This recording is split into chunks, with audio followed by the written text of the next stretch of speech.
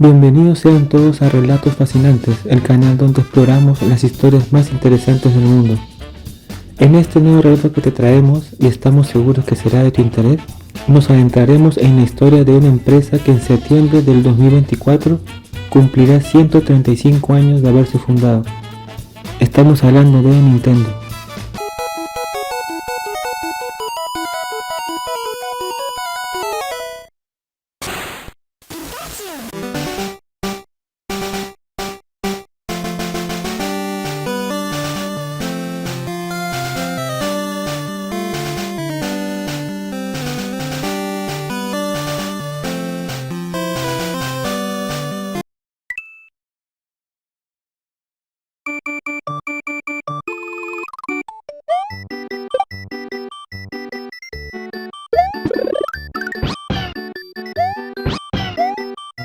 Nos remontamos al 23 de septiembre de 1889, cuando el artesano Fusajiro Yamauchi fundó la empresa Nintendo Kopai en Kioto, Japón, con el objetivo de producir y comercializar naipes llamados Hanafuda, cuya principal característica es que incorporan ilustraciones en vez de números, que se usan para diversos juegos de cartas.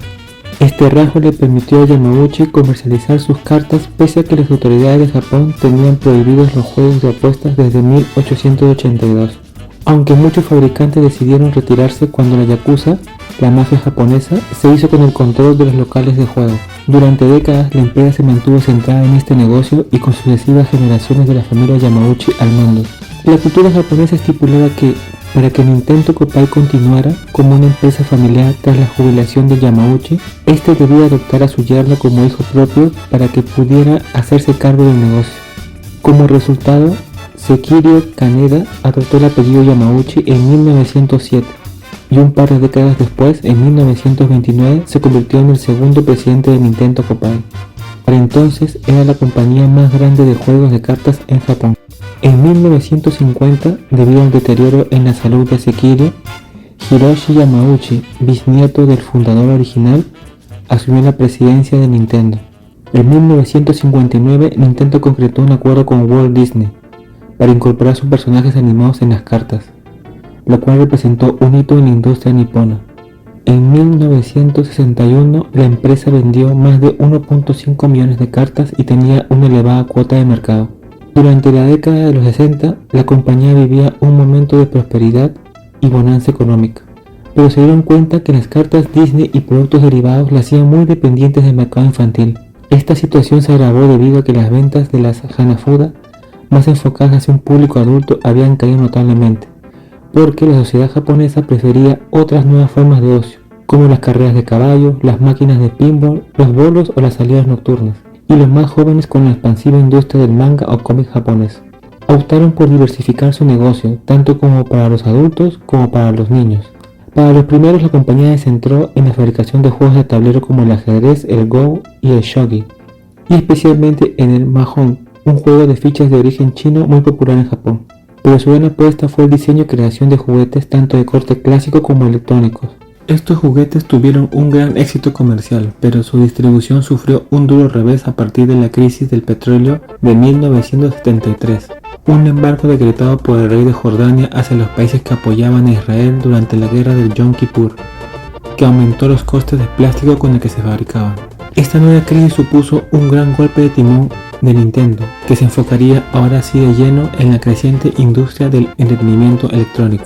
Motivados por el éxito de compañías como Atari y Magnavox con sus sistemas de videojuego, se llegó a un acuerdo con la compañía de electrónica Mitsubishi para desarrollar sus primeras consolas primitivas, la línea Color TV Game. El año de 1979 supuso un par de acontecimientos clave en la historia de la compañía. Por un lado, se inauguró la filial Nintendo of America en Nueva York. Por el otro, se creó un nuevo departamento centrado en el desarrollo de productos arcade. Al año siguiente tuvo su estreno el primer sistema portátil de videojuego desarrollado por Yokoi a partir de la tecnología empleada en las calculadoras portátiles, que pasó a denominarse Game & Watch. Se convirtió en uno de los productos más exitosos de Nintendo al venderse más de 43 millones de unidades en todo el mundo. En 1977, el presidente Hiroshi Yamauchi recibió la recomendación de un joven de apenas 25 años, que después de haberse graduado en artes industriales, había creado por su cuenta algunos juguetes que impresionaron al veterano presidente por su diseño tan innovador para la época. Yamauchi decidió contratarle y encargarle el diseño de un videojuego para arcade. Aquel joven era Shigeru Miyamoto, uno de los hombres más importantes de la historia de Nintendo, por ser el padre de tres de las más grandes franquicias de la empresa en la actualidad: Donkey Kong, Mario Bros. Y The Legend of Zelda.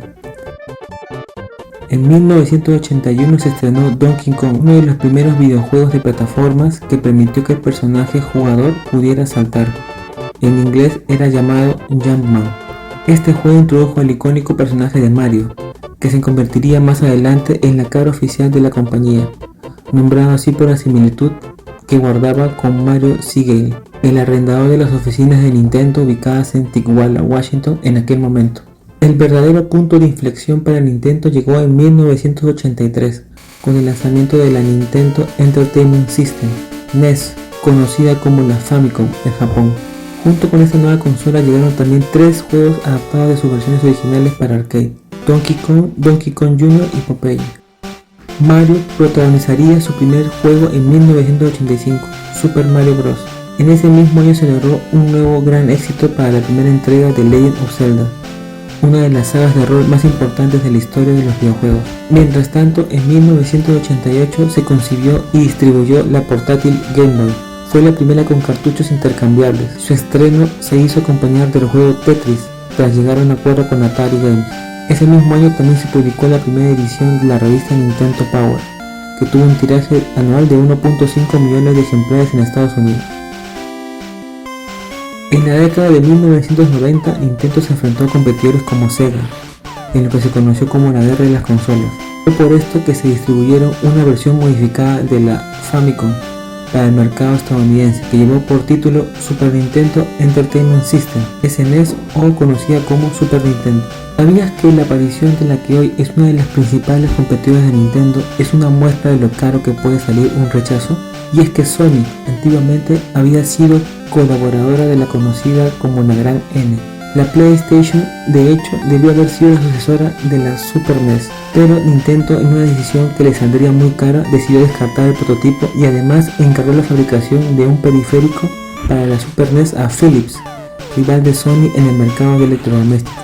Sony no se lo tomó nada bien y por despecho o por aprovechar las ideas decidió lanzar la PlayStation con su propia marca en un movimiento magistral que le daría un lugar inmediato en la industria. Por el contrario, la elección le costó a Nintendo no solo un nuevo rival, sino también un tiempo precioso en el desarrollo de su siguiente generación de consolas. La Nintendo 64, cuya tecnología contribuyeron empresas como NEC, Toshiba y Sharp. Esta fue la primera consola de videojuegos con gráficos 3D en tiempo real, la cual para su mala suerte llegaría al mercado con un año y medio de retraso respecto a sus competidores como lo eran Sony y Sega, un tiempo que le costaría recuperar. Nintendo además tomó una decisión que en su momento fue considerado el gran error de la compañía: seguir utilizando cartuchos de almacenamiento cuando sus competidoras habían optado por la tecnología del CD, que permitía almacenar más cantidad de información en los juegos y además abarataba los costos de producción. La decisión se tomó para evitar la piratería. Los CDs eran muy fáciles de copiar, pero hizo que muchas compañías externas optaran por las consolas de Sony y Sega. La ventaja que Nintendo había perdido en el mercado de las consolas sobremesa lo mantuvo en las portátiles gracias al estreno en 1996 de la franquicia que es el gran éxito inesperado de la compañía, Pocket Monsters, más conocida por su abreviación Pokémon. Pokémon es tal vez el éxito más inesperado de Nintendo. A esto también se estrenó la serie de animación en 1997 y que sigue emitiéndose actualmente. El ingente merchandising y productos derivados de la franquicia avalaron la continuidad de la misma, tanto que se constituyó una empresa propia, The Pokémon Company. A día de hoy, Pokémon es una de las marcas estrellas de Nintendo. Su éxito tiene también un componente poético, ya que supuso el regreso de la compañía a su lugar de origen, el mundo de las cartas coleccionables, uno de los principales productos derivados de la franquicia.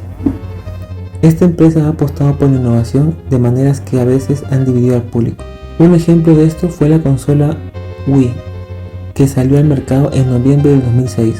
y cuya principal característica eran los sensores de movimiento. Esto abrió nuevas posibilidades, pero a la vez despertó críticas por el modo en que esta característica se implementaba en los videojuegos más tradicionales, lo que llevó a sacar un mando clásico. Con esto, la Nintendo Wii se convirtió en una de las consolas más vendidas de todos los tiempos. Otra gran innovación se ha dado con su consola más reciente, la Nintendo Switch, lanzada en 2017. A lo largo de los años, y una cosa que debemos reconocerle es su capacidad excepcional para adaptarse a los cambios en el mercado, además de su decisión a la hora de apostar por algo nuevo e ir innovando constantemente. Tal vez de no ser así, no habría sobrevivido los 135 años que está a punto de cumplir. La historia de Nintendo es la prueba de que, como dijo en algún momento Charles Darwin, no son los más fuertes los que sobreviven, sino los que mejor se adaptan al cambio. Esperemos te hayas quedado hasta el final del video. No te olvides por favor presionar el botón de me gusta y compartirlo. Gracias y nos vemos la próxima semana. Hasta la próxima.